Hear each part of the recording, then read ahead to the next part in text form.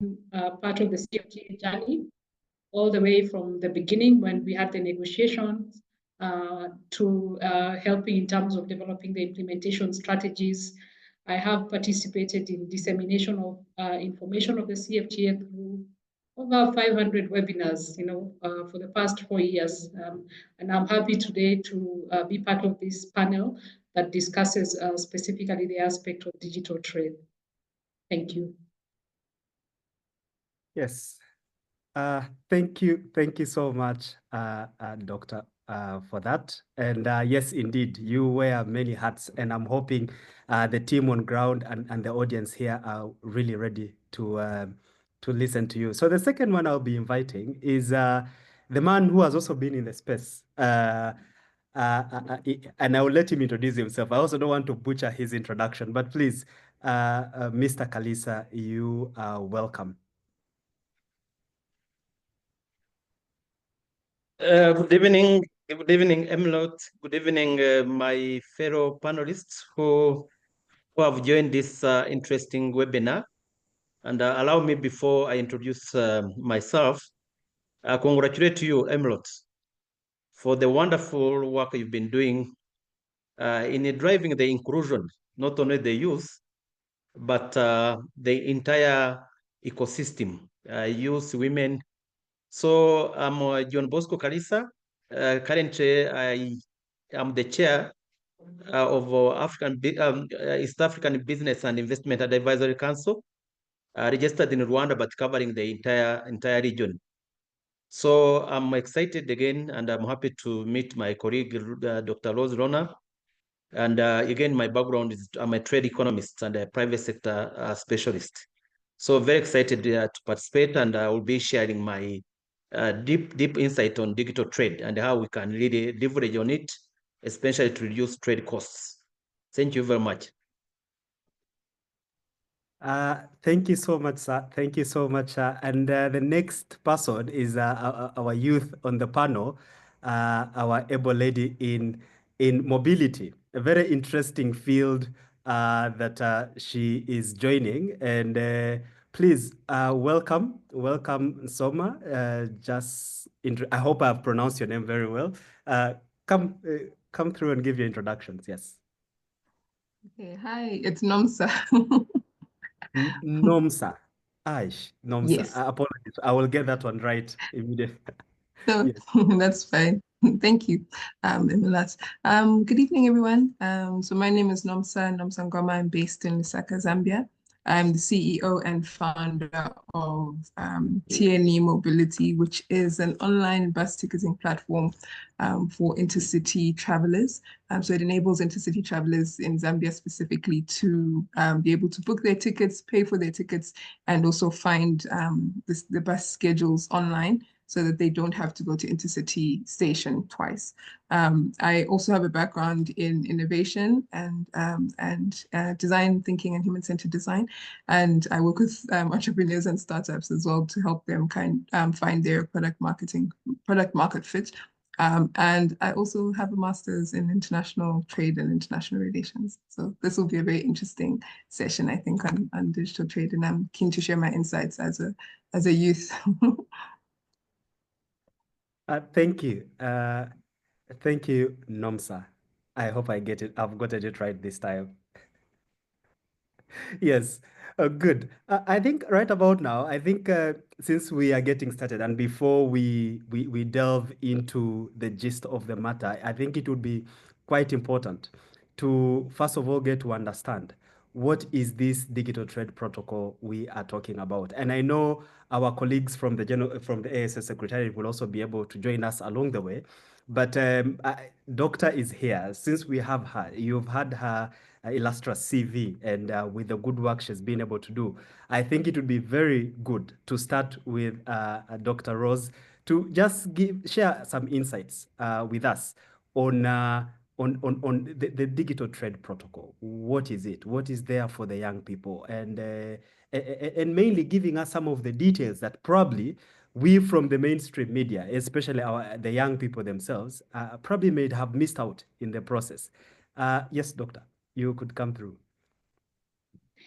Okay, thank you so much, for the opportunity. And I think those of us who are familiar with the Africa Continental Free Trade Area may know that we have quite a number of protocols. We have the protocol of trade in goods, trade in services, which were the part of the phase 2 in terms of the negotiations. And then later we did have other protocols that came along the way, which included the protocol of digital trade. We had the protocol of investment, we have competition, and we had intellectual property rights. The protocol on digital trade is one of the latest that was approved by the AU summit members last year in February.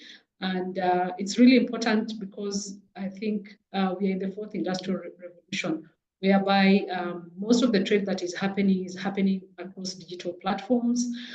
So it's important that for us not to look at the CFTA only from the angle of exchange of goods manually, but also the using of technology to be able to facilitate trade, facilitate investments, to be able to actualize the implementation of the CFTA. So it's a really important protocol because it helps us to leapfrog. I think we have the Western world countries which are much ahead of us in terms of even regional integration. We have the EU, we have quite a number of regional economic communities that have been there for quite some time. And the CFTA is one of the newest ones. And it's important for us to realize that technology is one of the aspects that can be able to help us move faster in terms of trading amongst each other, in terms of implementing the CFTA, actualizing the CFTA. The CFTA is really a priority. We have been seeing what has been happening in the continent in terms of reduced aid, in terms of we have the US, which has withdrawn quite a bit of the aid. And that only just makes it much more important, or even a priority for us to leverage on the CFTA to be able to trade amongst each other. So in terms of the core elements of this the protocol of digital trade, we have one of the important elements of it being paperless trade and digital customs. So basically this allows us to simplify and digitalize customs and border procedures across African countries. And I have been privileged to work in customs for over 8 years in customs-related processes in Kenya, where I worked at this Kentrade, which is the organization that manages and implements the single window. And trade facilitation tools such as single windows, such as integrated customs management systems are really important in terms of digitizing trade and making sure that seamless movement of goods between one country and another, is possible. Not many African countries, not all African countries have automated their processes in terms of customs. So the protocol on digital trade provides an opportunity for us to be able to adopt this as African countries. We also have aspects such as the electronic certificate of origin, e-invoicing, electronic payments. These are really important that form a core element, part of the protocol on digital trade, and encourages African countries that are part of the CFTA to be able to embrace this. And there is a research that was done by UNECA in 2023 that just indicated around 60% of African borders lack full clearance, digital clearance in terms of systems. So you can see we have around 40% of African countries still really operating in a very manual way. But this instrument, this protocol provides us with a really important guideline on how we can be able to digitalize trade and move towards paperless trade and customs processes. We also have electronic transactions. So not only from the regulatory perspective where customs is, but also we have electronic transactions happening through e-commerce platforms. We have B2B, B2G platforms. And I think Africa has been really good at embracing it. We have platforms such as Jumia, we have Kilimall, which have really come up. But in addition to that, we also have a lot of fraudulent cases. We have a lot of cybersecurity that has happened, breaches that have happened as a result of that. So even as we embrace electronic transactions and contracts, it's important that we work together as African countries to either have mutual recognition agreements, which can be able to ensure that we are recognizing each other's regimes and also protecting our citizens who are participating in these online transactions. Most importantly also is data governance. So balancing between the aspect of privacy, innovation, and sovereignty in terms of data crossing from one border to another, safeguarding to ensure that data that belongs to your country is only, is not exposed or is not sold in terms of, in unethical ways. Quite a number of countries have put in place data protection mechanisms or data protection laws. So looking at those data protection laws and harmonizing and having mutual recognition agreements are also very important. We also have the aspect of data localization strategies that help protect people, also protect data from being accessed from unscrupulous purposes. And I'm sure some of you have heard that data is the new gold. So this protocol on digital trade just ensures that we are protecting the data, our data, and it's not being used for unscrupulous unscrupulous ways. We also have the digital trade facilitation for SMEs and youth. I think this protocol envisions that majority of those who are trading using digital platforms are youth. They are also small and medium-sized enterprises.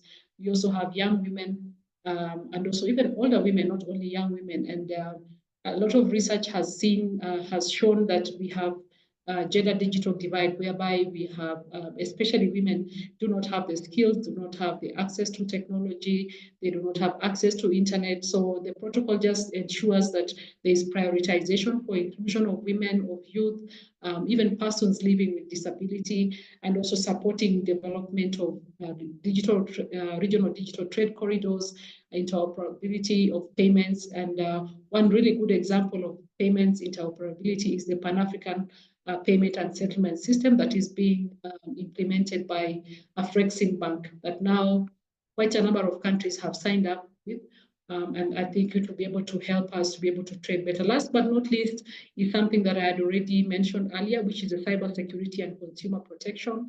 When trade happens across platforms, it's important that we take into consideration the aspect of cybersecurity to be able to set minimum standards for protecting our consumers online, also securing transactions. And I've been a victim several times of online fraud, and I can just imagine myself at the level where I am. I have lost quite a lot of money from digital scams. So can you imagine? We have quite a number of people who are either old, they are not digitally literate.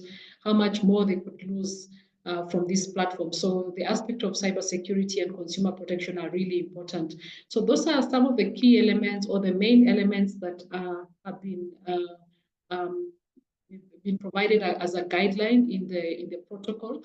And I believe my colleagues or my fellow panelists can be able to shed more light or even contribute much more in those elements that I've taken you through. Thank you. Thank you so much, Doctor. And yes, indeed, you've been quite elaborate on walking us through, the digital trade protocol. And I definitely believe our team and the youth in the audience are taking the notes. And hopefully, it might also have answered some of the questions they were probably having. And just before we proceed, I would want us to quickly on your chat, just do a quick trivia question for us, for the youth in the audience, and I hope all of us are capable of seeing. Apart from the panelists, though, these questions are not for the panelists. Just a quick one for the youth in the chat. So, what does the AfCFTA stand for, and in which year was it officially launched? Just quickly answer that before we bring in Mr. Kalisa to come and also share with us some insights. I am giving us about 1 or 2 minutes. What does the AfCFTA stand for, and in which year was it officially launched? I see a few answers. Okay, the answers are coming through. Please share your answers. Share your answers. Don't rush to the next. We will wait for the next. For now, just quickly answer those. The first question, The next question will come in right after. Then we will be able to proceed. First, answer question 1. Okay, I see now your answers are coming through. What does the AfCFTA stand for? And I know most of us in the audience here have heard about the AfCFTA, but are wondering what this is. So we want to see how many of us know what this agreement is and why today we're actually having a digital trade forum road webinar in the process. So yes, a quick one. I'm still waiting for us. So as you're answering, I know, Mr. Karisa, you are set for this question, but mainly yours is, you have been in this space for quite some time. And what we probably want from you is mainly from your own perspective. How can digital trade platform bridge the gap between, of course, African businesses and global markets under the AfCFTA framework? And this, you may know, there have been discussions around that, the competition between, the AfCFTA market and the global market. But what role do digital platforms play to bridge the gap between, of course, African businesses and global markets under the AfCFTA? So as Mr. Karisa prepares to come and share insights with us, I am still giving you time to finalize this. Please quickly complete that so that we could have Mr. John Bosco coming through to share with us. Okay, in 3, 2, 1, I am ending the poll for now. Thank you so much for answering. You will also have another opportunity again to share your ideas the next time I project the questions. Yep. Okay. Yes, Mr. Kalisa, you are muted. Yes, Come through. yes, yes. Thank you very much, my good friend Emerald. And I wanted just to highlight some few important aspects. One of the aspects is that when you look at the intra-African trade, the trade amongst African countries, now we are talking about 55 countries. But 54, they are the ones that signed the agreement, with the exception from Eritrea. So our intra-regional trade within Africa stands around 17%. And when you look at our counterparts in Asia and or Europe, which have also deepened their integration agenda, their intra-regional trade is around 60%. So there is a big gap. And this is to respond to your question. A big gap. Why are we not trading amongst ourselves? The issue is that we have numerous barriers, and I think my colleague, Dr. Rose Lona, has ably highlighted it. The trading amongst ourselves or the cross-border procedures are very cumbersome in nature, especially customs. Our customs procedures are very cumbersome. Leave on rate customs, but also standards and SPS measures are very stringent. That coupled with infrastructure challenges. And that's where digital trade comes in, to be the game changer in terms of the CFTA, because there you would be able to digitally use or deliver goods without going through that procedure. And I think the CFTA Secretariat has done quite commendable work in terms of fast-tracking the digital trade protocol. So sharing with you some important aspect, I was looking at the data like Ghana. If Ghana alone, because Ghana is currently the leading in terms of the digitally delivered goods, the statistics indicates, the recent research indicates that if Ghana fully implements the protocol, it will add 5.5% to its GDP. That's gross domestic product. Nigeria, which is across country to Ghana, if it implements the protocol, it would create 2.7 million jobs. And those jobs are for youth, women, and people with disabilities. So I think it is very important that really we leverage or leapfrog, as Dr. Laws mentioned, the digital platform. And this is where the key issue, I think, which Laws did not mention, and I was also looking at the statistics, that when you look at the skills that are required across the continent, digital skills, we only have 3%. So it means that, one, if for the protocol to generate the benefit that is required, we need to upskill. We need to provide the right skills to our youth, to our women, to people with disabilities. And that's where now the work of COYACA is coming at a handy. How do we provide the right training? How do we ensure that the skills that are required to ensure that we are leapfrogging this digital trade protocol, are we ready? And those are some of the questions. So the benefits of the protocol are very enormous in terms of job creation, trade expansion, in terms of reducing trade costs or transaction costs. And those, especially who are in Kenya, they know how M-Pesa has promoted inclusion. And the other countries like Uganda, Rwanda now are using Momo. And we see how you're able to really trade, transact with ease. So I think that is very critical, the issue of skills. But above all, and which I wanted also to highlight that maybe Rose spoke about it, is the infrastructure. The infrastructure ready, especially the high-speed internet. Do we have a high-speed internet? Countries now moving towards 5G. Here where I sit in Rwanda, it's 4G. So how many countries now have moved towards 5G? There are very few in African countries. So as we talk about fourth industrial revolution, again, you recall that Africa is the youngest continent among all the other continents, but it's the youngest. So how do we really ensure that we leapfrog the skills, the dynamism, the capacity and capability of our youth?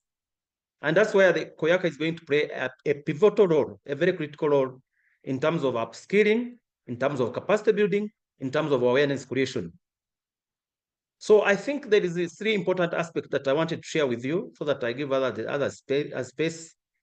The implementation of digital trade protocol, there is a big role to be played by our government. The second key actor is the private sector. How do we crowd in private sector? How do we ensure the private sector comes or plays a critical role? And the third actor is the regulator. Our roles are not properly harmonized. And that's one of the challenge, I think, also laws highlighted. The cyber security, the data protection laws, are they harmonized? There is lack of harmonization. I think those are some of the aspects we need to deliberate on, to work on, so that we're able to leapfrog the benefits that are expected to be delivered by digital trade protocol. Thank you so much. Thank you so much, Mr. Kalisa, for that insightful submission.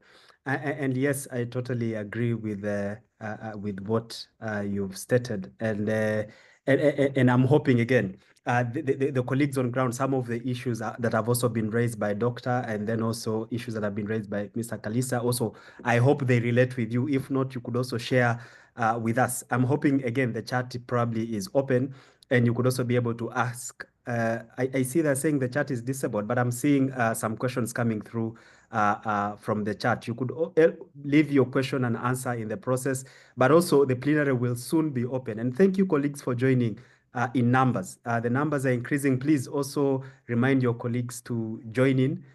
We are on, and I think before we move, I think I would also want again to, I don't know if I can, just a minute, if I can again be able to spotlight my screen to relaunch. Can you see? Okay, yes. I think we could now answer, I think, number 2 and 1. For those who have actually not been able to answer you have an opportunity to come back and answer. But secondly, it would also be important to now answer number 2. You've heard Dr. mention and also Mr. Karisa mention. So the AfCFTA protocol on digital trade aims to harmonize e-commerce regulations across African countries to boost cross-border trade, cross-border digital trade. Is the statement true? Is the AfCFTA here? Or is the AfCFTA protocol on digital trade aim to harmonize e-commerce across the border? Is that statement true?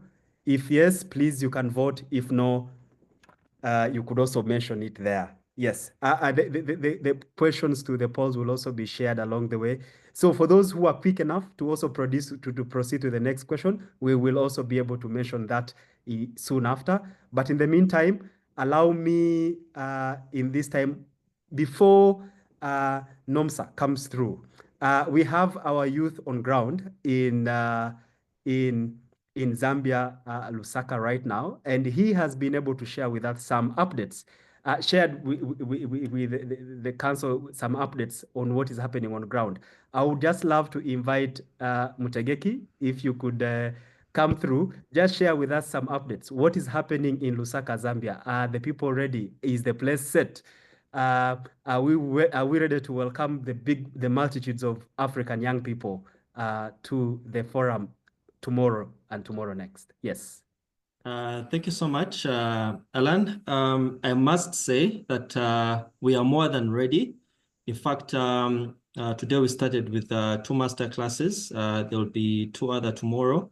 The one for today was the first master class was led by Tokmo Shidede. And it focused on unpacking the AfCFTA protocol on digital trade. And here we explored the 8 annexes and for the intra-African digital trade. And this includes electronic transactions, cross-border data flows, consumer and data protection, and then there's cybersecurity and trust. And amongst the feedback that came in from the audience is things like, how do we package this legal document to suit different audiences, for example, the journalists and the media who are key in disseminating this kind of information to the grassroots. But then also, how do we also have the information packaged for SMEs? And then also for the second masterclass, it was led by Google under the Google Hustle Academy. And this basically took us through how to create an e-commerce store. It covered some topics like setting up an online stores, digital payment systems. I had someone talk about the such systems like M-Pesa. I actually, from today's masterclass, I thought M-Pesa was only in Kenya, but it's across different regions in Africa. It's growing big and strong. And I'm so much excited about the upcoming, the rest of the days. And I must say, Lusaka is more than glad to welcome each and every one of you. And we are looking forward to the upcoming rest of the days. Thank you. Thank you so much. I think before we will always bring you back to share more of the updates that are coming through from there. But thank you so much, my brother Cliff, for arriving, first of all. The African journeys are not easy, but for arriving to Lusaka safely, and secondly, for also being able to share with us updates. We will, of course, get back to you with more updates. And also, I know the secretariat team will also be able to join us to also give us a lineup on what is coming up. In the meantime, I think I shared with you some of the pictorials. I will keep sharing some as we continue with our webinar. So right about now, I'm bringing an able lady, our young lady in mobility. Nomsa is the CEO. Madam CEO, you're welcome to mainly share with us. You have been at the forefront of leveraging the technology for mobility solutions. So maybe the question then would be, from your own perspectives, how can digital innovation in transportation and logistics enhance intra-African trade?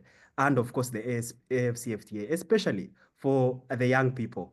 And yes, I hope I hope I'm audible enough. But yes, you are the CEO. You are the one running the business. It would be good also to get your perspectives. Come through. Thank you. Thank you for the question, Emilat. I think specifically the digital innovations they make life easier for entrepreneurs. I think specifically in transportation and the area where we work, having access to schedules, having access to the costs, and having access to the times and what time the buses are going, for example, how much they cost and things like that, makes it much easier for entrepreneurs to travel. Because we find that a lot of the demographic that we serve tend to be your informal traders, and it's people who move within Lusaka and outside of Lusaka, or they're going to South Africa, or they're traveling, and just being able to know have access to that information is very, very key to their businesses. It also, just on the subject of even like e-commerce and being able and fintech and payments, I think somebody mentioned mobile money as well. Having access to payment gateways, for example, and different, mobile money facilities where you can send your money immediately and it arrives. And you don't have to wait. You don't have to use the bank, which can be very tedious because some of the banks aren't available in certain towns or in rural areas as well. So being able to use mobile money, being able to have access to those types of payment solutions actually makes life very easy for young entrepreneurs, or easier for young entrepreneurs as well. Also, e-commerce, I think also being able to have your businesses anywhere. You don't have to be, you can be in Lusaka, for example, and be accessing markets across the world, across the region, across the country as well. You don't have to set up a brick and mortar shop, where you're paying rentals, you're doing all those extra things, but you can have it online and people can access your goods and services online, and you can also do deliveries. So that kind of transport and logistics, where I think in Zambia we have quite a few logistics and delivery services like Yango, but also some in-house ones. Some in-house ones like Mercury and Speedy, where they actually deliver your goods from one house to the next, and you don't have to even meet a person, you don't have to see them face to face. And on that topic, it also makes it easier for women, I think, women and younger people as well, where you don't have, because you're not dealing with people face to face, you can also work in male dominated industries. So for example, with us, we work in a male dominated industry, with transportation. So not having to deal with people face to face, although we do when it comes to bus operators. I think it makes life much easier. You can just people can just access you online. They can access through the phone. They can access through USSD as well. So it's not a case of having to pay to travel somewhere. You just have to use your phone quickly, and it also works on feature phones as well. So a lot of these innovations do work on feature phones, and a lot of the innovations also work on online and on the internet. I think Zambia has a mobile penetration rate of, I think, 80%, over 80%. So many young people have access to smartphones, and many young people have access to feature phones.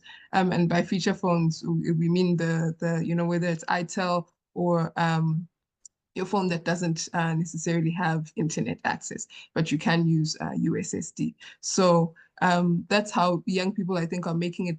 Young people are able to access these things, but it also makes it easier for them to access different solutions as well, and makes it easier for entrepreneurs to access their markets as well on that topic. So yeah, thank you, Nomsa. Nomsa, yes. Thank you, Nomsa. This time around, I'm all forgetting the name. Thank you so much for that interesting submission. And yes, indeed, I totally agree with you that young people are now trying as much to leverage digital solutions, especially the transactions. And interestingly, within the council, our head of the Ghana chapter, she's called Jennifer Ewenam, is one of those young people who have been able to take serious the Pan-African payment and settlement system that Dr. and also Mr. Kalisa mentioned earlier. And she has been able to transact, but within the West African area. But the goal is to see, and we are seeing as we continue, that the Pan-African payment and settlement team is onboarding quite a number of central banks in the commercial banks in the process. We see ABSA joining in. We see UBA. We've seen quite a number also. I think EcoBank is also there. And the goal is to see that if more commercial banks on board, it then makes transactions easy. And our hope and prayer, and we always want to get feedback from our young people, those especially who have been able to pilot, if indeed the costs are less, the transaction costs are less. So that data, that information would also be able to enable us to either do more targeted interventions and targeted advocacy in that process, or even be able to applaud the team from the Secretariat. I see the chat is also buzzing now. I see Noah is saying, Kipiegon is saying he can't chat, but I see you are capable of sending a message. So if you can send a message, I see Codrin is also saying she can't chat normally, but I see a message is coming through. Urban is saying that this is Mr. Urban, that African Wild Dog Youth Forum. I don't know what this is, mentoring in entrepreneurship in Namibia. I don't know, Wild Dog Youth Forum. It's interesting. I would probably want to know what this forum is all about, and it's mentoring youth entrepreneurs in Namibia. Thank you, Urban, for that. I also see Dennis on the chat is saying, yes, I agree. How do we make the protocol a reality when in many African countries, internet is a luxury? Totally. This is something I think we all agree that internet is something that is still expensive, but I hope our member states are listening and they are capable of ensuring this happens. Dennis also comes and says data is very expensive. Actually, for him, he says data is very, very expensive in Africa. Lesege says, can I raise a question and suggestion, please? Yes, please. Make sure you can raise a question and suggestion. I don't know. The chat will soon be open for Q&A. But in the meantime, let's go to the next half of our questions to our panelists, and I will just bring back Doctor. Doctor, I know you discussed this, but it will also be important to just give more context. So, how can the protocol address barriers such as data privacy, digital infrastructure, and regulatory harmonization to ensure youth and small businesses benefit from digital trade opportunities? The data privacy is also something I should say that my team is also still worried and grappling. That yes, we want to mobilize young people, or we're already mobilizing young people. How safe is their data? So yes, what is there in the protocol, and how is the protocol ensuring that this is going to be addressed? Yes, Doctor, you are welcome. Okay. Thank you so much. So yes, the protocol has really envisioned or preempted some of these things that you have mentioned. So specifically on data privacy and protection, you have quite a number of SMEs lacking knowledge of cross-border trade. They may not know about the data laws, and this prevents them from participating in e-commerce projects.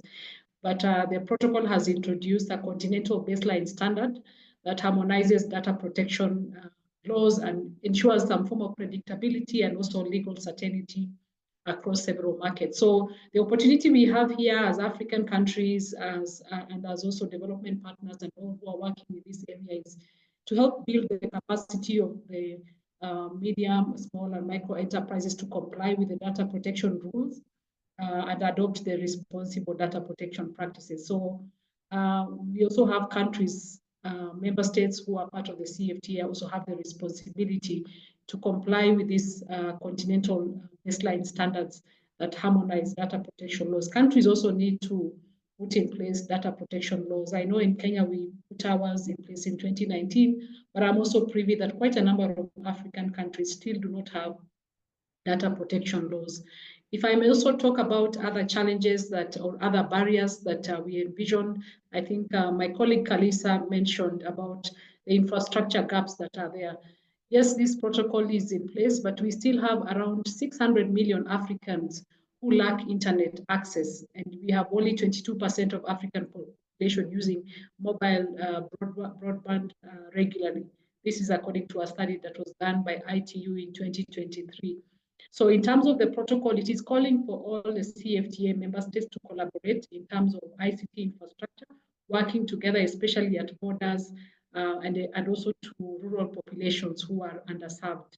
In terms of women and youth, they are the ones who really face the biggest infrastructural barriers, whereby we have only 26% of women in Africa using mobile internet compared to men. So you can see there's quite a bit of digital divide, gender digital divide there, which is to the disadvantage of women.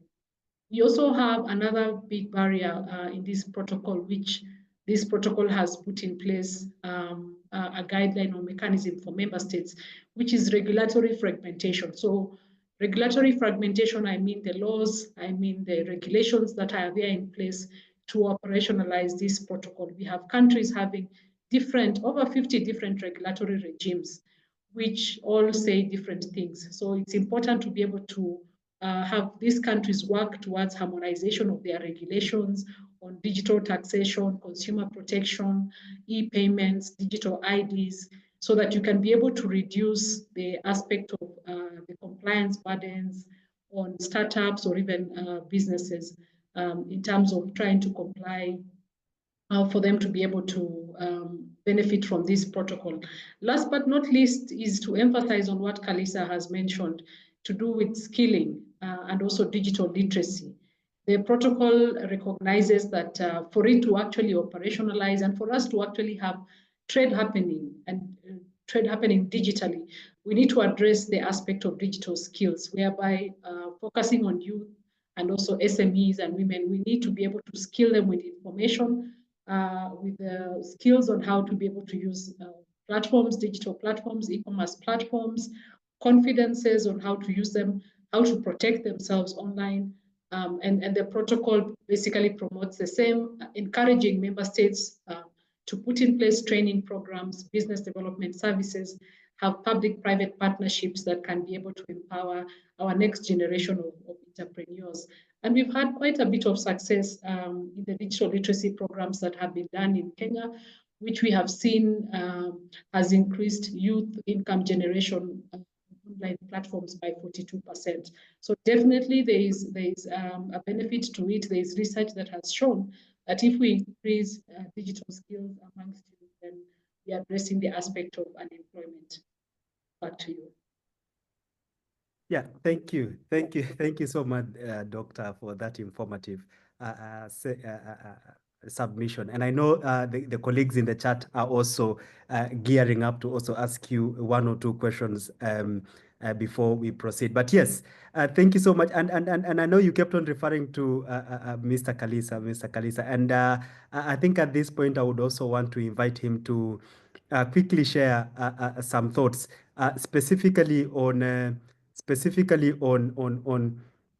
what role youth can play in driving digital trade, and how can, of course, youth organizations like the one you're heading now support the integration into the ecosystem. And I know you, I would want to acknowledge you have been a champion for youth for some time, and also, of course, even during the launch of Ikoyaka, the then entity you were heading, the EABC, played a very critical role at ensuring that the meaningful youth institutionalization of meaningful youth participation in the AfCFTA is achieved.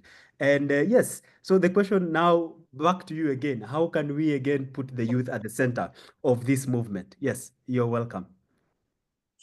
Thank you, moderator. I think let me first of all echo to what Dr. Rose mentioned about scaling, and I've been emphasizing that all my time, even when I was still with the EABC, that for the protocol is a framework.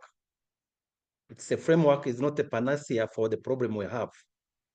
So I think the first thing that how can the youth grab this opportunity? Again, I underline or emphasize the issue of skills. But skills, of course, a number of youth are now joining a number of programs. They are improving on their digital literacy. But they're also sharing information, like the Koyaka, the work you've been doing in terms of sharing the information and opportunities. I think Ngoma really has highlighted an important aspect, especially on transport and logistics. When you look at the sector that have been identified recently and boosting intra-African trade, or BEAT, and yesterday I was reading the report, the review of BEAT. One, it is important that those sectors, especially agribusiness, I see a number of opportunities around agribusiness. And our region or our continent is well endowed in terms of agribusiness. And the digital trade plays a catalytic role within agribusiness. That has been one of the sectors that has been highlighted. And I know in the United Republic of Tanzania and Rwanda, they are at the forefront encouraging the youth, and they are even providing incentive for the youth who are engaged in agribusiness, who are adding value to the products, different products, fruits, vegetable. Yesterday, I was speaking to my good friend, Mama Mia Isoko.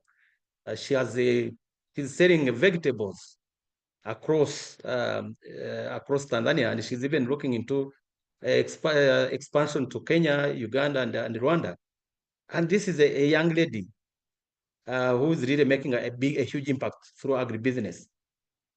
We shouldn't be talking about food insecurity in our continent, but the issue is that, and I think Ngoma highlighted it, the issues are how do we address issues of information asymmetry? That is the biggest challenge. The biggest hurdle is not even about finance. Some youth have been complaining about access to finance, that's the reason why they are not engaged. But to develop a platform, a digital platform, you don't need a lot of finance. You need a computer, you need a high-speed internet, as I mentioned. And I think that's why I said that our government has a cardinal role to play, a critical role to play, to ensure that the infrastructure is relevant, is timely, especially the high-speed internet for the youth. So that is the critical. Another sector that is very important is transport and logistics. Again, Ngoma highlighted what she's doing, and I know a number of youth across the region, Kenya, Uganda, they're in logistics. They are really being encouraged to join the logistics sector. Then when you go to health services, when you go to education services, you find a number of youth now are going into those sectors because the capital that is required is not so heavy to engage in the sector. But as Rose mentioned, and this is where I wanted to highlight, another sector is of course pharmaceutical.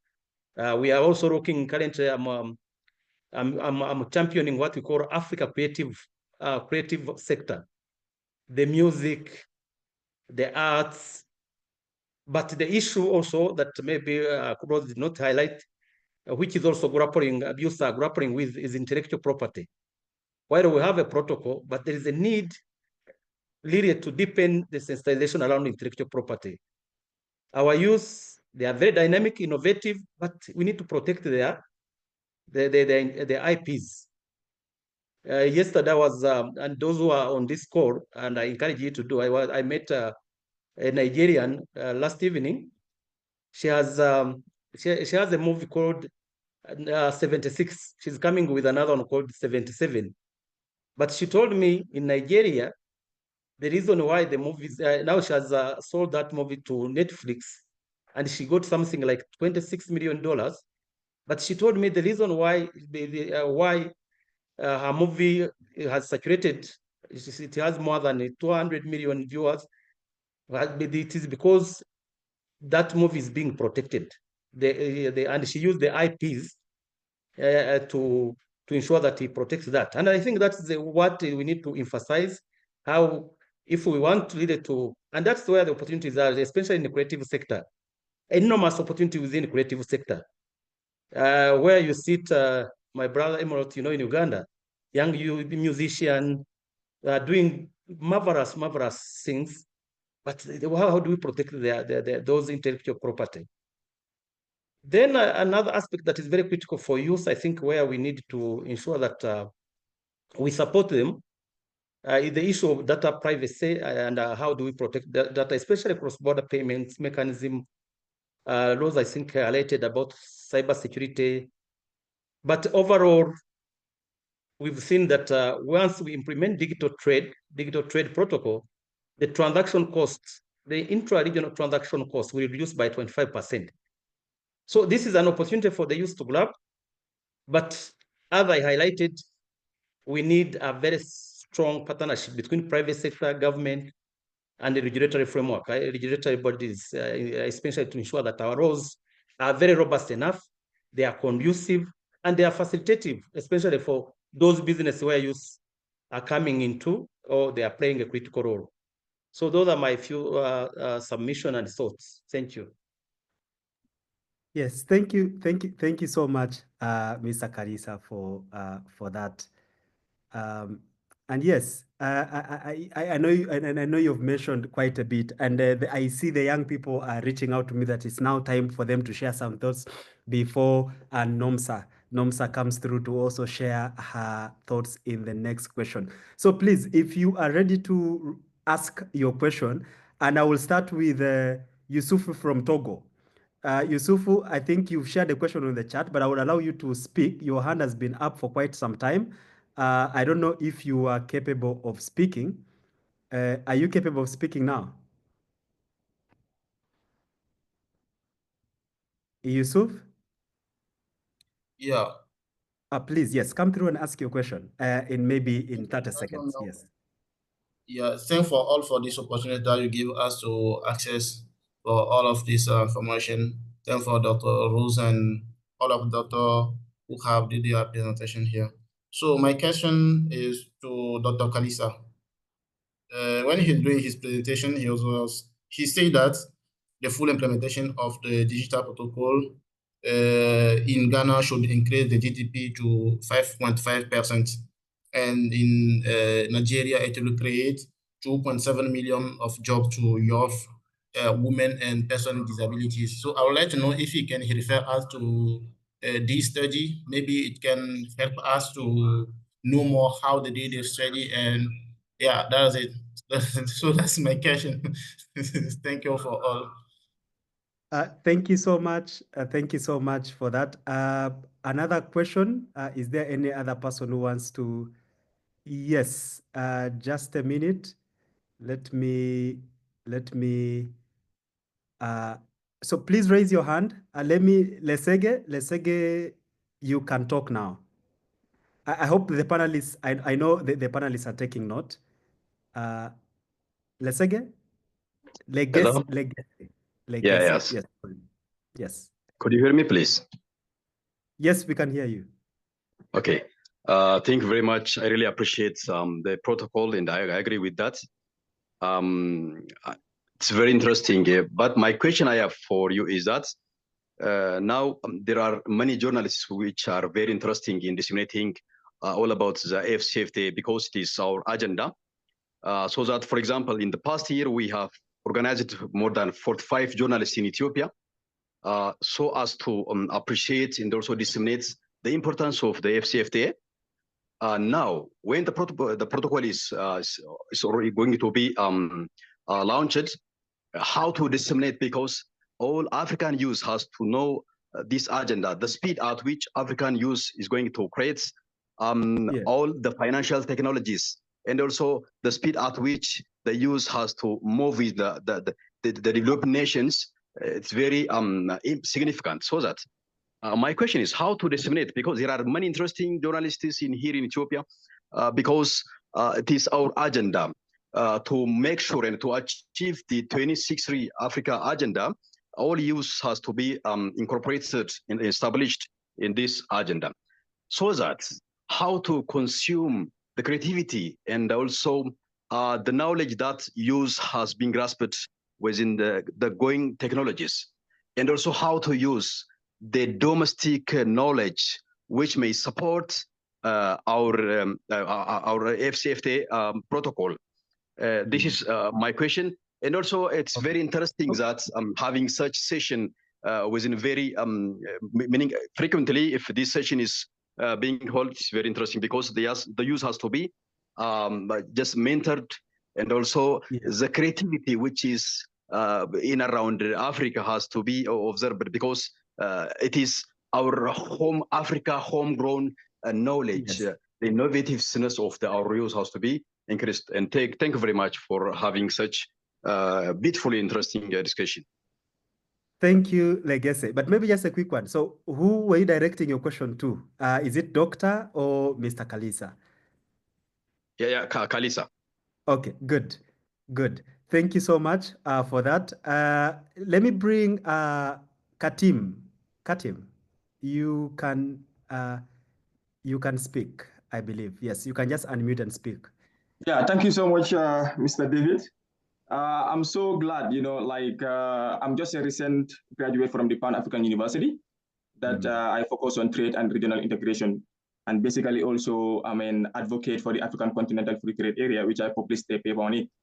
And then this digital trade is this is what I'm working on right now, whereby, we train young entrepreneurs on how to use the digital platforms such as trade map, export potentials, and so on. So, but my question, I just want to direct it. I'm not sure, is it Kalisa or Doctor who mentioned about the difficulties of young entrepreneurs or SMEs that did not know or have a little idea about this digital platform? So my question will be, what do you think, what mechanisms do you think should be employed or should be put in place in order for these young SMEs or entrepreneurs to see how best to leverage through their way through the international market? Because if you look at the context, many of these SMEs or young entrepreneurs find it very difficult to find their way or to navigate the international market simply because they don't even know about the digitalization. They don't even know about the digital trade. So what mechanism do you think should be explored in order to cope or to put all these young entrepreneurs or SMEs in one group so that, to advocate about this, the importance of this digitalization, because the world is evolving, is moving now. So without digitalization, it would be very difficult to navigate the international market, because this AfCFTA is a game changer, basically, you understand? So without this digitalization, it will be very difficult. So what do you think will be the mechanism to put in place in order to see how best to help these SMEs for young entrepreneurs? This is the deal for international trade in order to navigate. So this is my question. And David, if you don't mind, I would definitely need your email address. I can send you an email so that we can take it from there. Thank you so much. Thank you, my brother Katim, for that. Maybe the last question, ladies. This is, if you don't know, actually the biggest cross-border engagers are the women in cross-border trade. So you account for about, I think, about 70% of cross-border trade. It would be good to also have your voice, contribution in this. Please feel free to unmute. I feel free to unmute and share your thoughts. But in the meantime,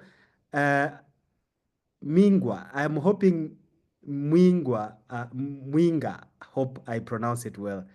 Mwinga, yeah, Mwinga. Mwinga, hope you're a lady. If you're a gent, the gents have had their time. Please unmute. Hi, good evening. Oh, thank God. Yes, thank you. Please come through. Yeah, my name is Aretha Winga and I'm from Zambia. Oh, you are at home. Literally, we are at your home. Please come through. Yes. I joined in the conversation very late, so I did not get to see the presentations. But I just wanted to follow up on what the previous person asked, and it would be more of a contribution. I feel like in Zambia, the youths and the female-led enterprises and SMEs, they have less information because of little awareness about the trade, international markets, or even just normal trade systems, even the digital trade protocol that you want to bring about. We have little information, and I feel because of your awareness strategies, I feel like you should employ a more effective awareness strategy. Maybe create social media campaigns, because most of the youths are on social media, Facebook, Instagram, not just on LinkedIn and the like. Yeah, that's my contribution. Thank you. That's actually a very fundamental contribution, because each time we think we are doing a job, and thank you, because the team from the Youth Dome are listening, that this is directly to them, that you're not doing, yes, you're doing good work, but there is more work needed in the process. And thank you for that, my sister. And yes, I think, allow me lastly, before we ask our panelists to answer those questions, and I will start with Nomsa to come through quickly also. I would want Katso. Katso, hope you're a lady, because we have had gents speak. So please come through. Is it? I saw Katso. I lost you. I didn't. I thought I've given you the right, but yes, Nyondo, come through. Memory.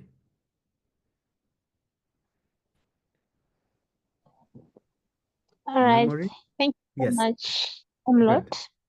Mm. I'm Memory Nyondo from Malawi. Oh, good. Malawi across the border. Yes, welcome. Oh yeah, we are just neighbors with Zambia. Mm. Okay, so What's I your just question? wanted to add on what is it Mwinga or Mwimba was saying about women. So I'll just put an example for Malawians, Malawian women who are on to cross border. Most of them, they are not very familiar with digital trading, and they really face a lot of difficulties when it comes to cross border, including the digital trade. So I don't know what solutions are we going to take or to bring so that we solve this problem and take everyone on board, because this is a very nice initiative and we need to make a clear understanding to everyone so that this works. So I just wanted to add on that. Thank you. Thank you. Then very lastly, sorry, panelists, I know it's a lot for you, but very lastly, I see Lillian is the last person to ask for the mic. Lillian, you are the last person for now. Then we can jump back to our panelists as we come to the close of our webinar. And I'm hoping, please keep using the chat. I'm coming to the chat next. So if you have any question, I am coming to the chat next. Yes, Lillian, you are the next. Thank you. Thank you for taking my question. My name is Lilian Kangete. I'm from Kenya. Can you hear me? Very much. Okay, my question is to Dr. Rono and Mr. Kalisa in regards to what has worked for upskilling. Is the issue that we still we don't have the reach, or is the issue a challenge in how the upskilling is taking place? Based on the great work that you've been doing, what is it that we can improve on when it comes to upskilling? Thank you. Thank you so much, Lillian, for that question. And allow me invite back my panelists. And I will start with Nomsa. Nomsa, feel free to come through. And first of all, I don't know if there were some questions addressed to you, but remember, I also wanted to ask you my last question to some of the challenges. And I know you mentioned these challenges that youth-led businesses face to adopt digital tools. Some of them have been mentioned in the chat, but I would allow you to share those challenges because you are in the business. What are some of the challenges, and how can we overcome some of these challenges before, of course, I bring Dr. and Mr. Kalisa to answer the bigger bulk of the questions. Yes. Thank you again, Emilet. I think a lot of the things that have been addressed and the comments that have been made by the young people, my fellow youth, have been exactly the experiences that we've also experienced as a business. For example, the same access to information. Not knowing about the AfCFTA, for example, people don't know about that, but also just our business, because it's digital, you have to figure out where your customers are. You know, you might assume that, okay, because everybody's on Facebook, everybody's on social media, we're just going to run Facebook ads. We're just going to run adverts. And then you find that actually some of your customers are on Facebook and they are online, but a lot of them still aren't digitally savvy, and they don't necessarily have that capacity to know how to use some of these things. So we've had to really go on the ground and sensitize people to our solution, for example. And I think that's one way also of doing that. So it's not just focusing on digital tools, but also finding out what's working and what people are already doing, and building on what they're already doing to make sure that they're able to learn about whether it's your solution, your business, but also, for example, if we're talking about the free trade area, you know, going to where the people are, if it's going to intercity, the bus station, and speaking to them there, if it's getting on the bus and talking to them, and actually saying, hey, this is what we're doing. Have you heard about us?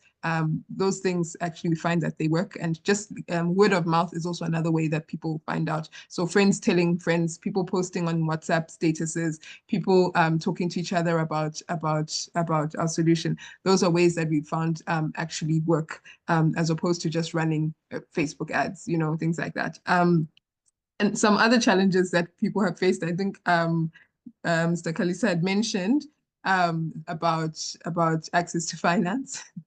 Access to finance is definitely an issue. I think on the continent we have a lot of young people who are have ideas, and you know, we've got so many innovations that are on the continent. I think young people generally just don't have access to resources to build their ideas sometimes, you know, and also the capacity.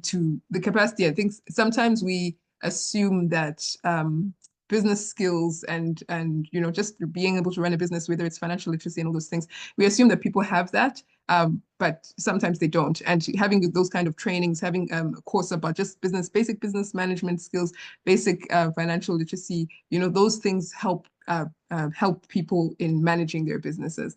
And I think with women, and I think you mentioned, Emilat, that women but make up 70%, I think, of you know, businesses on the continent, essentially. And in Zambia, we have a lot of marketeers, we have a lot of informal traders, we have a lot of women who are in business, and they are running businesses. And I think they would benefit from that kind of capacity building, where they're able to know how to actually run their services without you know, going into the red, or running out of money, for example.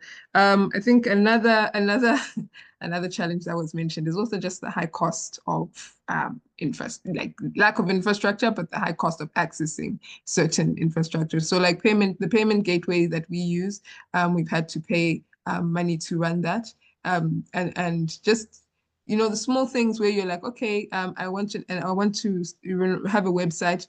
Having a website also costs money. Internet costs money, data costs, you know, all those things that are infrastructure based, you know, because we don't always we don't have the infrastructure in some areas, and sometimes even when we do have it, it's very expensive, or it's slow, you know. So those are just off the top of my head some of the things we've thought about. But one of the other aspects, like aside from access to information and the sensitization, which I mentioned, a lot of people just don't have access to information. You assume that people watch TV, or they, you know, maybe it'll pop up on their phone, or they get an SMS and things like that. But a lot of people just don't have access to some of the things that we, maybe in the urban areas, for example, may have access to. And even in the urban areas, actually, people just don't have access to that information. So thinking about how you get people to be able to use digital tools in certain places, as well as resistance to change. Like one of the things that we've really faced in this area for us as a business is resistance to change. It's the bus operators not necessarily thinking that they need to go digital.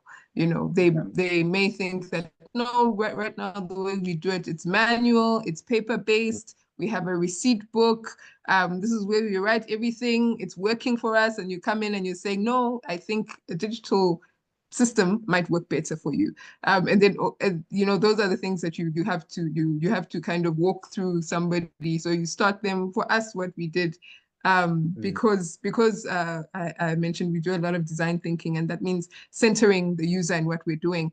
We've had to go in, we sit with one of our bus operators, and we'll say, okay, this is, for example, what we're starting with. What are your challenges? How do we now solution around your challenges? So if they tell us, no, leakages, we're having leakages, we're losing money here. For example, one of the bus operators had mentioned that their processes don't speak to each other. So for example, if you're buying a ticket in Lusaka, and the bus is going to another town, that other town might not get they might not receive that there's a ticket being sold. So you're selling 50 tickets, and in the other town, they've already sold out all the tickets, but somebody's getting on the bus somewhere in the middle, and the bus is already full. So their receipt books don't necessarily speak to each other. So that was one of the things that we said, okay, we can solve this. If your system is able to say on one side that this seat has been sold, on the other side it should also say no, this seat has been sold. So you're able to speak to each other. The system is able to say no, the bus has 50 tickets all sold out, and it's not a situation of double booking. So those are the challenges that we've been facing as a business, and how we resolve them is really just sitting down with the bus operators. And also, one last one, because I mentioned this one as well, the thing of being a woman in this industry, and actually finding yourself going into these spaces, and because I've had to be the one going in and speaking to the bus operators and doing business development and saying, okay, this is our solution. And sometimes they don't always take you seriously, and you just be like, okay, well, this is what we're doing. You really have to go in with that confidence and say, no, this is a good solution. Because, for example, there was a meeting, I think, where we went in, and they were showing this, kind of safety fleet management. One of the authorities was running this meeting, and it was all men. Like all the bus operators are run by men, which isn't a bad thing. But you come in there and you're just like, oh, okay, wow, I'm the only woman here, and they're asking, okay, so do you understand everything? And you're like, yeah, I do understand, and it's fine. But just it can be intimidating in that space. But you actually have to find how to make it work for you. So that's just been interesting as a business operator and an entrepreneur. And those are the things that essentially some of the challenges that we've also faced as well, and just how we've solved them. Okay, thank you. No, that was a mouthful, and I let you to exhaust your points. But yes, and thank you. And I'm hoping that the team, the team is the colleagues on the chat and also the audience has also been able to pick one or two things in the process. And I see the chat is buzzing. I see Katso has shared. Aban has also come back and shared. Nkwelani has shared a very long script here and also notices that the ITC challenges were raised earlier, and I think she also agrees with that. Selone, I think. You'll forgive me, but I'm learning how to pronounce this. She says that AfCFTA programs, are there specific AfCFTA programs or funding streams targeted at youth-led businesses? In Lesotho, we are behind with the AfCFTA. And yeah, you're poking. I think if the AfCFTA, the Ikoyaka Lesotho team is listening, there is already a complaint here that you're not doing your job. Legese, of course, comes in and says the business journalists from Ethiopia need also to be engaged. Madlet, I think Mallet, also says, I think we need interconnected networks of businesses in our continent and processes that transform raw materials into finished goods and deliver them to consumers. Yes, I agree. I don't know if you're from Ethiopia. Ethiopia Airlines has some discounts for youth transporting under the AfCFTA. Kipiegon also comes and says that the biggest challenge with youth is lack of muscles in terms of resource to raise needed capital or lack of networks needed towards securing opportunities despite access to information. How can we leverage technology to empower the youth? I don't know if of course, our able panelists could also be able to answer that in the process. Aban says, I would like to know who is the representative of the AfCFTA in Namibia. So the Ikoyaka Namibian team, if they're also listening, please reach out to Aban in the process. Then, of course, Athri has also been able to answer that. So let me go back to, I see Leadership Moses' hand is up. And I think, Moses, you will also have an opportunity to share. But in the meantime, let me bring back Doctor. Doctor, you've had quite a couple, I don't know where you want to start from, but there are quite a number of questions addressed to you. I am hoping you've been able to take notes in the process, but yes, you are welcome to start up. I don't know where you want to pick up from, but whichever order you take, please feel free. Yeah, so I'll start with Lillian. I think the last colleague who asked what has worked in terms of upskilling. She also asked how has upskilling taken place, and how can we improve on how we have done the upskilling. So I'll start first of all with the very first question of what has worked in terms of upskilling. Just the fact that we are even doing this webinar, the fact that we have the protocol on digital trade, that a lot of youth are using digital platforms to earn an income, I think has really worked. But I would say that it's just a drop in the ocean in terms of the potential that is there, that we can be able to generate, jobs, grow our economies if we were to really effectively utilize the digital skills. So in terms of your second question, how the upskilling is taking place, there are several ways upskilling is taking place. We have government programs that are happening. We have quite a lot of funding that is coming where government is partnering with the private sector, is partnering with, in Kenya, we have counties, programs that are being run at the counties to be able to skill youth in terms of digital programs. We also have development partners. I know quite a number of development partners who have been running digital skills programs for youth through associations. Some of them have been doing it directly. We also have self-learning has also been happening, whereby youth are techno-savvy. Some of them have been going to YouTube, looking at tutorials, learning on their own. We also have educational institutions and colleges that have adapted programs that can be able to help people to be able to use digital skills, or can be able to embrace digital skills. So that's how it has been happening. But that's not, I would say that it leaves a lot of room on how we can be able to improve, because learning is one thing, but actually utilizing the skills is something else. So one of the areas that I feel that a lot of improvement can happen is basically in terms of follow-up and coaching of some of these young people who are learning these digital skills. So you'll find programs which are being run by government, development partners, that are just ending at awareness level. They're not following to actually connect you to those platforms such as Fiverr, those platforms that are actually having these digital jobs. So I see that's a really area that we can be able to improve. Also in terms of providing tools, and I think one of the participants and also my colleagues preempted that, yes, you could have this knowledge, you could have this skill, but you don't have a laptop, you don't have access to internet, you have challenges in order to be able to actualize the knowledge that you have gained. So I think that's another area that really needs support, either in terms of making some of these gadgets duty free, in terms of also maybe ensuring that there's internet reach even in rural areas where we have quite a number of these youth. We also have, in terms of the aspect of cybersecurity and also fraud happening, I think implementation of things such as the trust seal, whereby you can be able to, have organizations or even platforms or people who are selling services or even goods on online platforms, they can be able to obtain a certain seal that actually shows that these are real.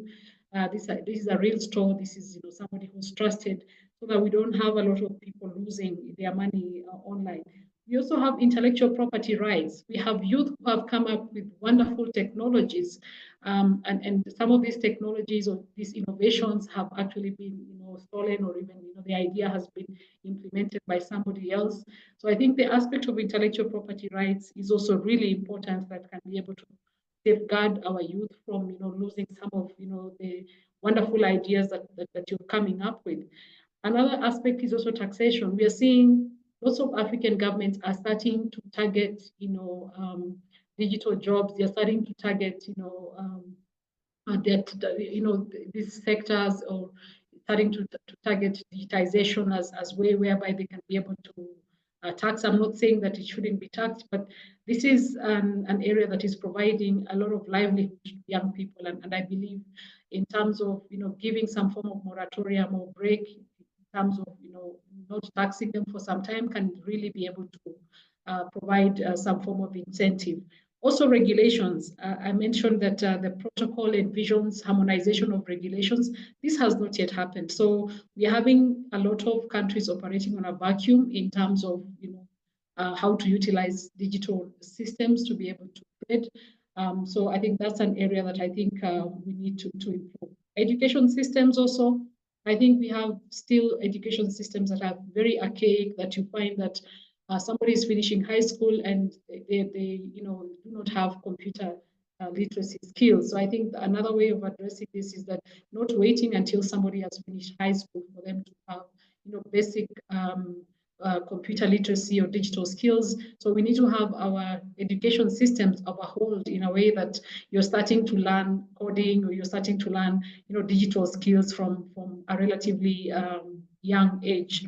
I think private-public partnership cannot be overemphasized. Also, the aspect of women, which the former speaker has just spoken about.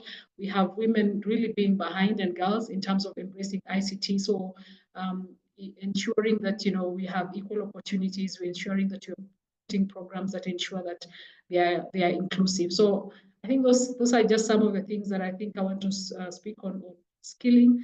On the colleague who mentioned about journalists in Ethiopia, my consultancy firm TradeSmart is registered and we do have offices in Ethiopia. So we offer to provide some free capacity building for you. So maybe just you can reach out and we can find a way of how we can be able to build your capacity, especially on the protocol and also other ICT or other CFTA protocols that you may be interested in. Thank you. Thank you, Doctor. And I want to believe Doctor has been quite exhaustive in the process. If there is anything that she has been able to leave, please also you could add that to the chat. And I think we will then also be able to reply. I see the chat is also still buzzing. Ngema says, good evening. Thank you for the invitation. My name is Ngema, Master's Student of Management from Cape Peninsula University of Technology in South Africa. Then he shares the area of research. The question here is, any member of the panel can answer this question.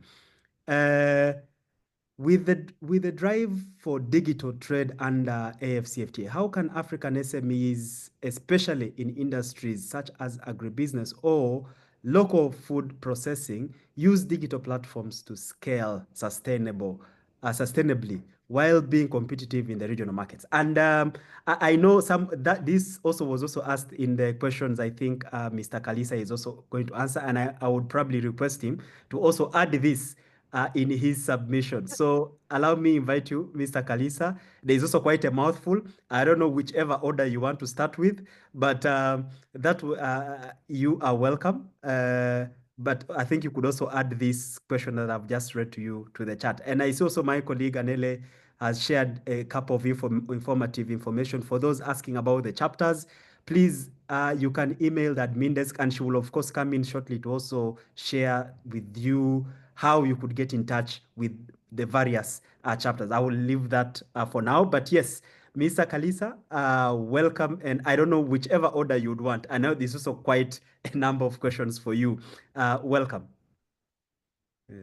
Thank you very much, moderator. And allow me to thank and commend the participants who asked a number of questions. And I wanted to start with the question raised by Yusuf from Togo about the study that was done. It was done by ODI. ODI is Official Development Assistance, a UK firm. And they did that study around October 2024. When you look at the study, it was done by a gentleman called Duck. So you can Google it, and the title is Implementing Digital Trade Protocol of the CFTA, Expected Prospects, Experiences and Challenges Ahead. So that is the study, and I think you can find it in their website. I think a number of participants raised the issue on sensitization.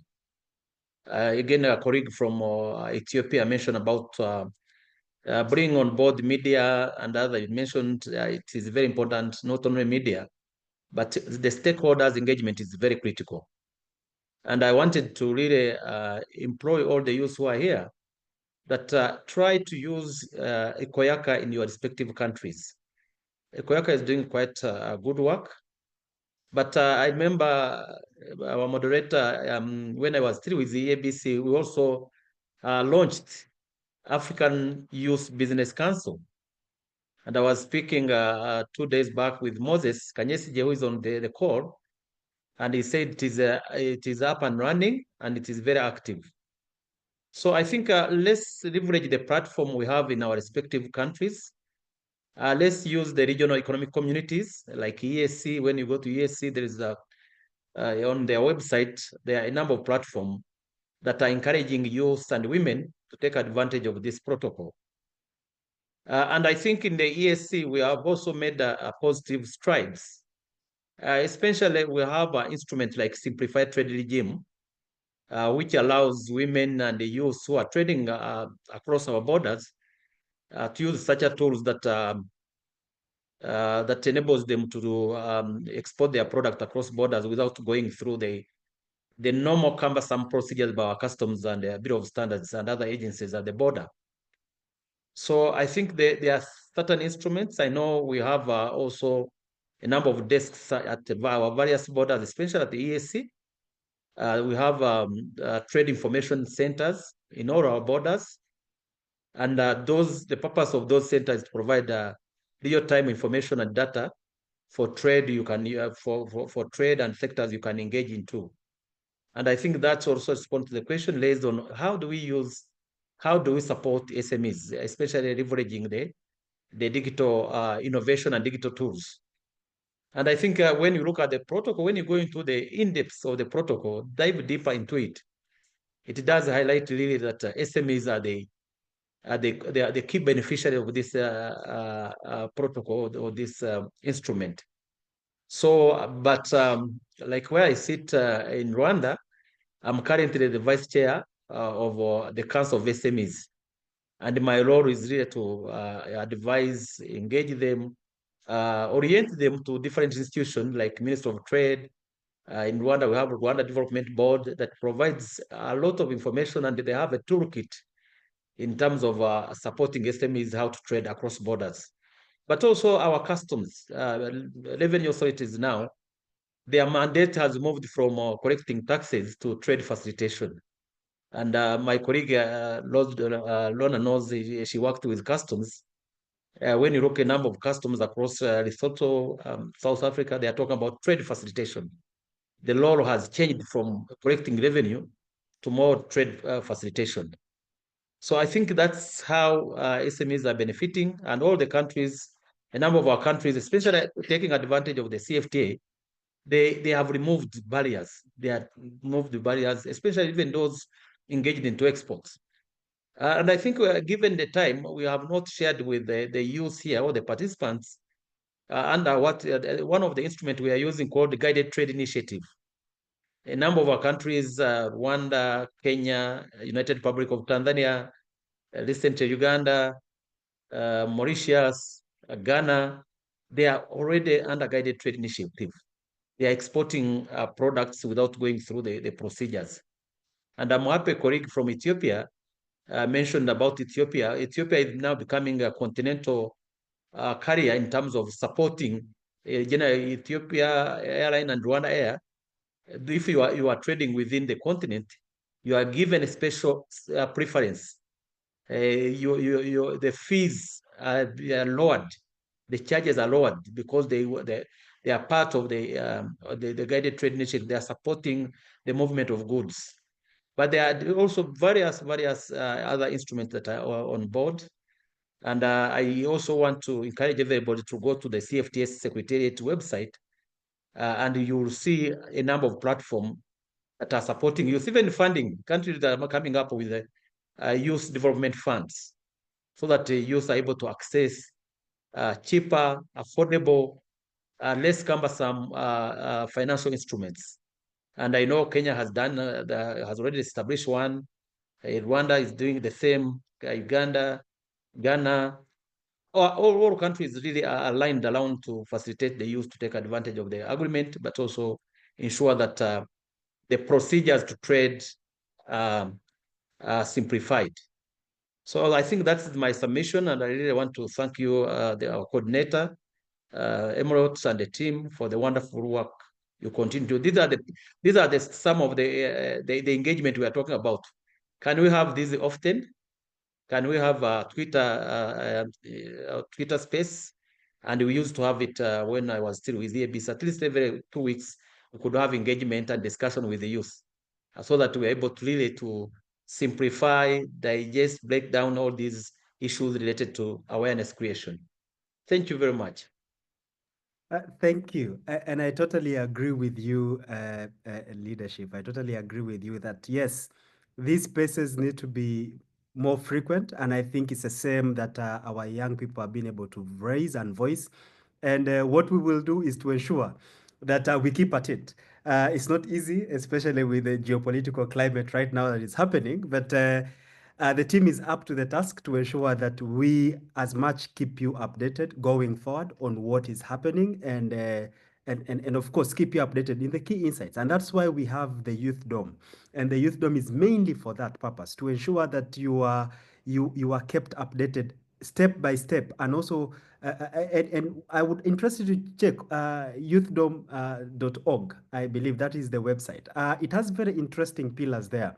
For example, the Trade Bites Tuesday, where we are demystifying the AfCFTA and different other trade protocols into digestible knowledge. The issue has been misinformation and lack of information. So what we are trying to do is the information that our panelists have been able to share through the Youth Dome, we also break it down into digestible knowledge, because unlike Ethiopia that has already translated the AfCFTA into Amharic, most of the member states and the bigger languages that are spoken in the African continent have not been able to translate it.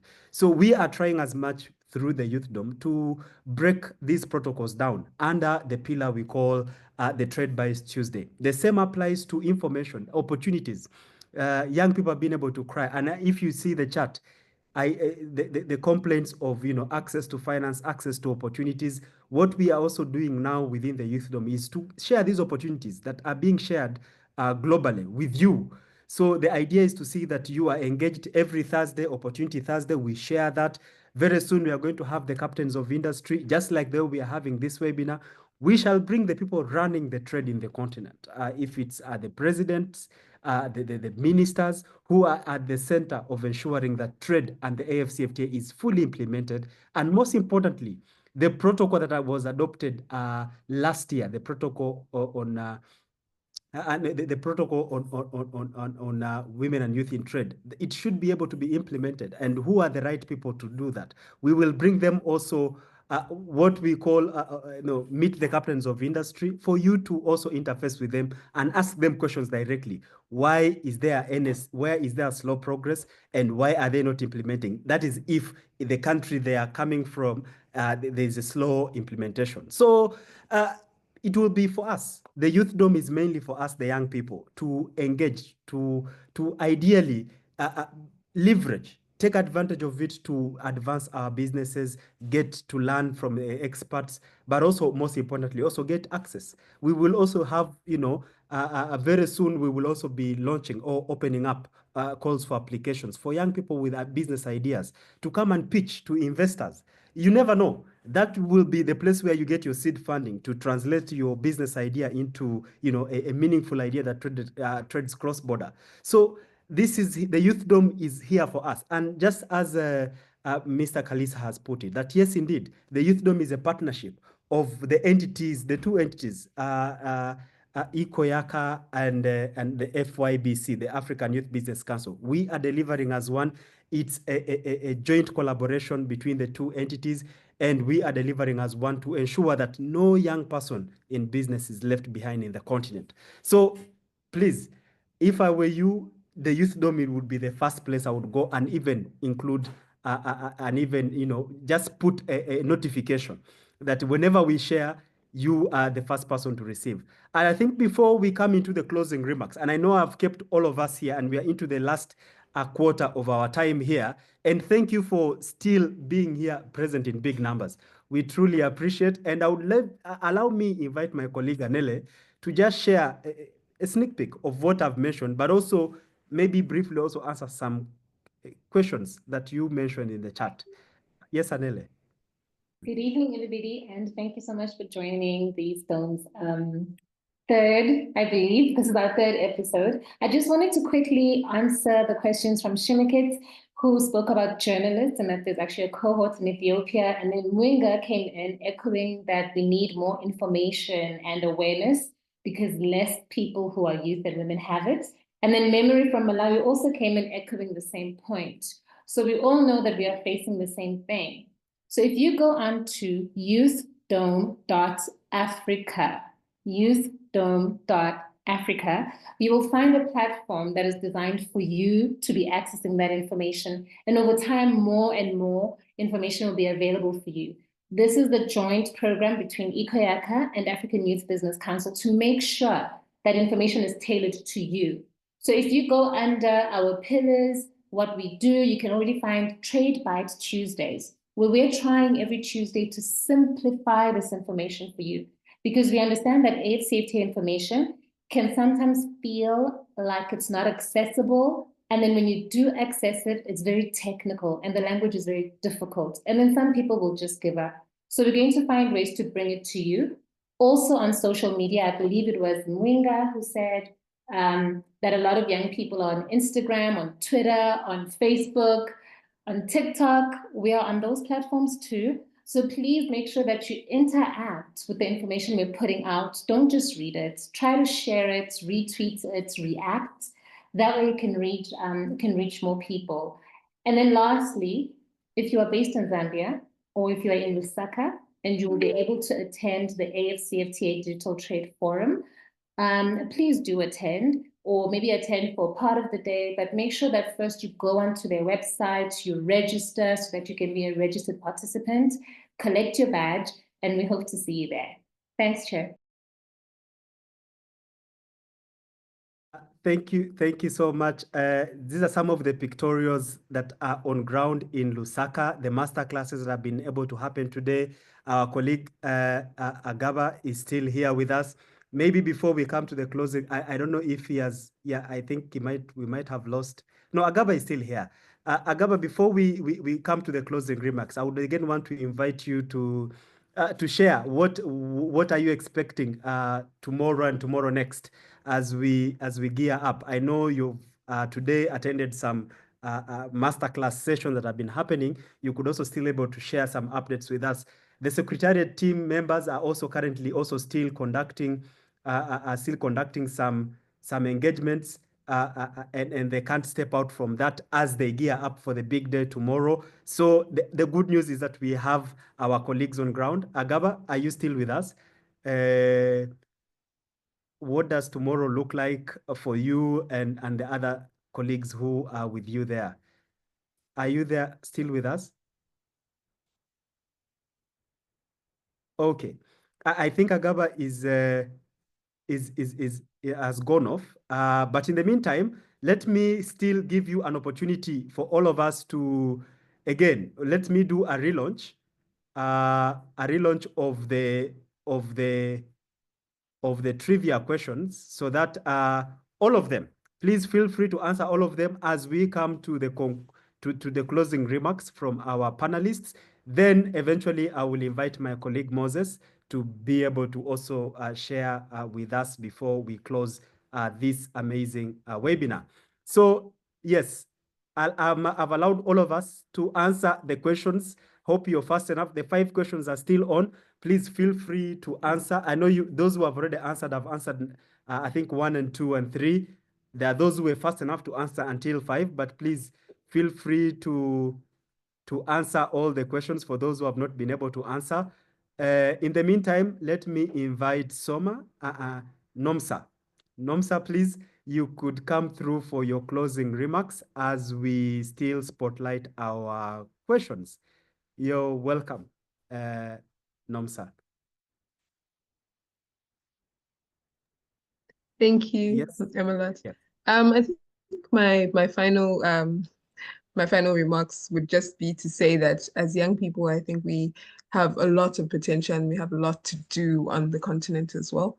But some of the things it is, in as much as there's a lot going on in with the AfCFTA and some of these initiatives that are happening that we might not know about.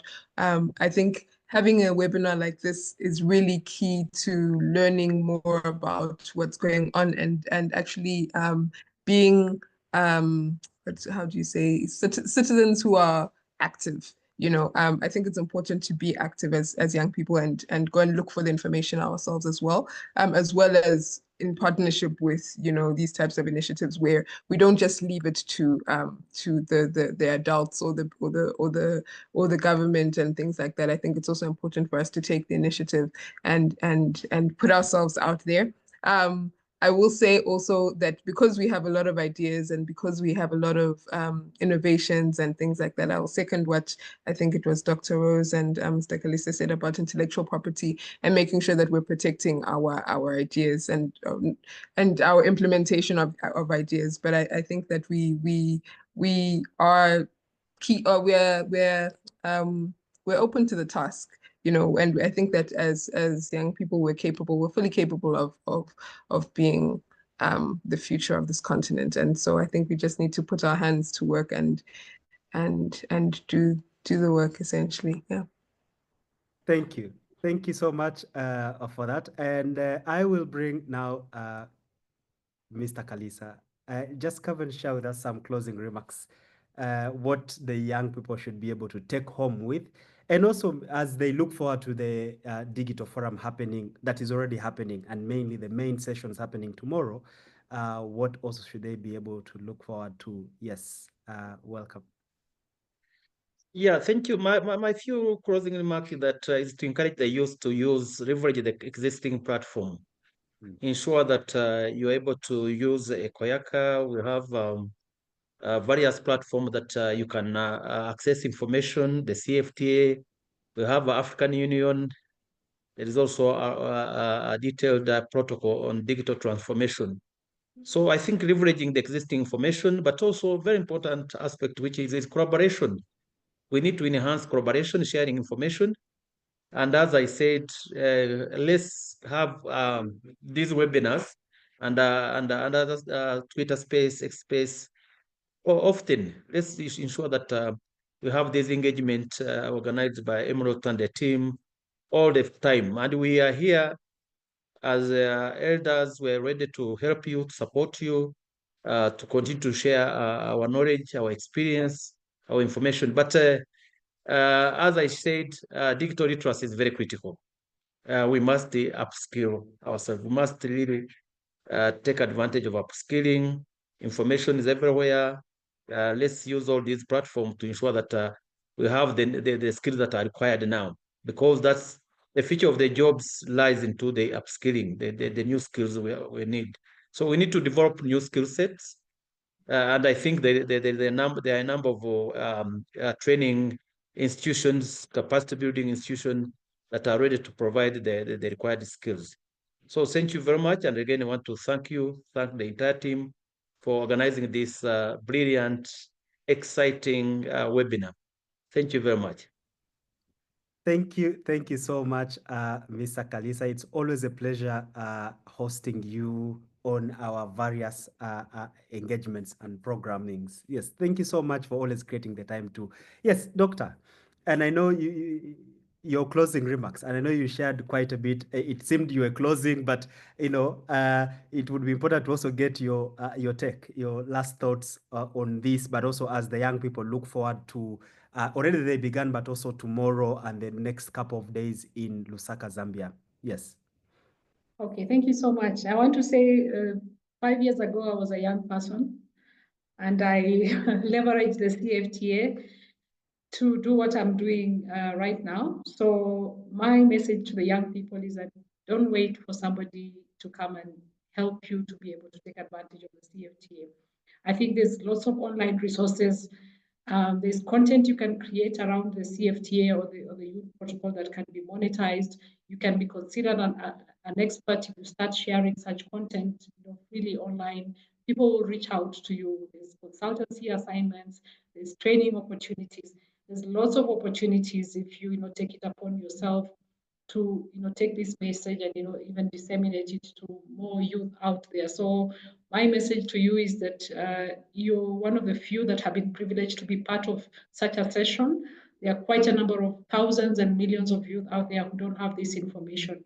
So look at this as an opportunity, take this message out there, package it properly, and you can even be able to monetize it. So that's my message to the young people.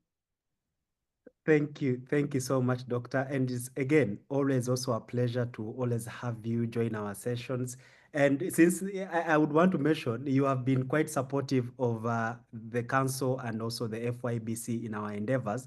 I think from our inception, and whenever we kept, however much you are busy, you also always create the time. And we don't take that for granted. Ours is to say thank you for sharing your wisdom with the continental young people. And I believe each time they listen to you, they appreciate. And it's the reason as to why whenever we are having sessions, it's always like, oh, let's reach out to Dr. Rose. Let's reach out to Dr. Rose. So it's not always to us. It's always to the young people who always suggest that Dr. Rose should be one of our panelists, especially when it comes to issues, the AfCFTA issues trend. So we truly appreciate you, and we hope that whenever we come knocking, you will always be present. Yes, thank you. Yes, always count on me. I'm always there to support you. And thank you so much to Moses also for reaching out on this opportunity to share what I have with you. And also to my fellow panelists, thank you so much. I think it has been a wonderful discussion. Yeah, thank you. Thank you so much, Doctor. Thank you so much, Mr. Kalisa, who has been, I would also want to say, is also part of, it's the FYBC and the Koyaka sub-mother entities who eventually led to the formation of these two amazing entities that have now come together, working as one to deliver an interesting project, the Youth Dome. The Youth Dome, colleagues, is really an interesting project that we began running late last year, launched by the Honorable Minister Prudence Sebaizi last year. And mainly our work is to galvanize. The Youth Dome is mainly a one-stop shop for anything, everything, trade, anything, everything, the AfCFTA. And as mentioned, this includes opportunities. This includes knowledge sharing. This also includes, opportunities for you to also be able to showcase what you have. Please, if you have a business idea, if your business is already running and just requires scale up, be ready. Very soon, we are opening up the pitch. The pitching segment of the Youth Dome, and it will be an opportunity for you to pitch to investors directly. And who knows, that will be an opportunity for you to get your first seed funding to help you scale up your business, or even make your business idea a reality. So watch out on our spaces, the Youth Dome website, and also our social media handles. But also, of course, those who are in the FYBC networks and also the Koyaka networks, this information will also be able to be shared with you on those platforms. And please, be ready to receive and prepare your idea. This year, we are taking over. We began taking over since our inauguration, but this year going forward, we are taking over. We are into the 5th year of the AfCFTA implementation, and it's important as we take stock of the AfCFTA implementation, it would also be best for you to be part of those statistics. And we are ensuring through the Youth Dome, you form part of that statistic of people who have been able to benefit from the AfCFTA, but facilitated by these two amazing youth-led organizations. So allow me now invite our good leader, Moses, to come and just give a vote of thanks to our panelists. They have taken time through their busy schedules to come and share this information with us, and we cannot end without giving a vote of thanks to them. And let me invite my leader, Moses, to share that. Yet, Moses, come. Thank you, Emrot. You can hear me? Yes, we can hear you. I can say that you've nailed it, you've moderated it, and thanks to you, let me take this singular honor to thank Dr. Loz Rono, to thank Comrade John Bosco Kalisa, my former supervisor, to thank the team from FYBC, the team from Ikoyaka for organizing, sensitizing, and building capacity on this digital CFTA digital protocol, which is so important to our generation, to this young and growing population. What I might say is thank you for sparing your time, especially our speakers, and of course, without forgetting another moderator. Sorry, the name I've skipped the name for joining in. One to the participants, this is your time. Every generation has a challenge and so has opportunities. We have the challenges of unemployment, jobs, etc., but we have opportunity to create these employment opportunities while we are seated in our homes, in our sitting rooms, even sleeping in our beds using digital providing service. CFTA is about producing, selling a good, or providing a service. If you are not doing one of those, CFTA is not for you. I promise that with my colleagues, as Carissa and Rose have requested, more of this will be coming because we will be sensitizing this. I think Emerald has talked about DOM. We have also the e-commerce and everything. Let's join hands together. Let's supply together. Let's trade together. Let's be there as Africans and there for youth and for everyone. Thanks, Emerald. I know everyone has been here since 7 East African time. You are still with us. We cannot thank you enough. Be blessed. Over to you, Emerald. Thank you so much. And I think that wraps our webinar for today. Thank you, colleagues, from joining all over. And I've been receiving messages from all over the continent. And yes, indeed. And I think one thing that was noted is that the translation bit for the Francophone colleagues, yes, that is going to be soon addressed. Very soon we shall have translators in almost every webinar that we'll be having. And that it will be solved. And I know my colleagues from Cameroon, my colleagues from Togo, Benin, you've been sending me messages that, yes, you hear a little bit of English, and we will try as much to ensure you don't struggle listening to what we are saying, but rather avail you translators to support you within the process. We are advancing, and very soon you're going to see a very different webinar being hosted by the two YLOs within, of course, the Youth Dome that we've been able to mention. I mean, we have been mentioning and marketing, and it's for you to check out and for you to be ready. Everything that will be shared will be translated in all the languages, specifically for the majority of us in the Francophone. Don't worry. We are having targeted content also coming to you soon enough. So thank you, colleagues from all over the continent joining in today. And from me and the team that have been able to put this together, allow me to say thank you so much. And for those in Zambia already, I am wishing you a fruitful engagement. Let's network, let's enjoy, and let's share also feedback with us through our networks, those in the Ikoyaka network, those in the FYBC network. Please share those updates. And if you meet some of us within the space, please, let's engage, let's exchange contacts. And of course, as my colleagues have shared already in the chat, reach out to us through that email address, and we should be able to engage with you in the process. Asanteni sana, and allow me to wish all of us a very good night, and to our panelists, thank you so much. Thank you so much. And yes, for joining in. I don't know if Google, you want to also come in and say something before we close. Please, if you could come through. No, thank you, David. I forgot that we didn't have reaction icons. I wanted to put balloons. Thank you again. Okay, thank you so much, colleagues. Asanteni sana, and thank you for keeping in big numbers still. We are still up there, and I appreciate all of us for joining. Definitely, we will share with you some of the feedback from this and also the poll that we shared. And thank you so much for answering the poll questions. We will also share some feedback on the last poll in our email and also this poll. Thank you so much, colleagues, and let me wish all of us a good night for now. Asanteni sana and bye-bye from me and from the team of the Youth Dome. Bye.